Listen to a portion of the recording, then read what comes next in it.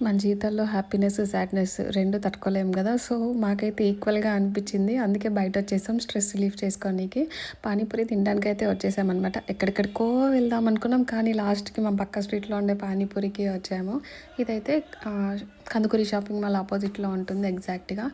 So, వాళ్ళైతే గోబీ తిన్నారు, పానీపూరి తిన్నారు, మళ్ళీ సేవ్ పూరి గూడా తింటున్నారు. నేనైతే ఓన్లీ సేవ్ పూరియే తిన్నాను. నాకైతే అదే నచ్చింది. పానీపూరి, గోబీ మంచూరియా 2 నాకైతే నచ్చలేదండి అక్కడ.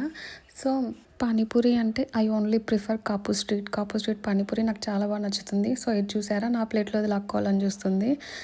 తను తినేది కాక మా ప్లేట్‌లో సగం అదే తింటుంది. సో, నేను ఇంత బక్కగా ఉండడానికి రీజన్ తనే. సో, మీరు కూడా ఇలాంటి ఒకరిని పక్కన పెట్టుకొని వెళ్ళండి వెళ్ళేటప్పుడు. సో, ఎప్పుడు కొట్టుకుంటూనే ఉంటాము. టామ్ అండ్ జెర్రీ ఫైట్ అన్నట్టు. కానీ ఒకరొకరు లేకపోతే చాలా మిస్ అయితామనమాట. మా కంపెనీస్ మేము మిస్ అయితాము. ఓకే మరి నెక్స్ట్ వీడియో తీసేసరికి మళ్ళీ ఏ 1 మంతో అయితదనుకుంటా మేబీ. ఓకే మరి బాయ్. ఇది ఎక్కువసేపు ఇక్కడే ఉంటే షాప్ మొత్తం లేపేస్తది. ఎదురుగున్న హాస్పిటల్‌లో నా కిడ్నీ వేయాల్సొస్తది.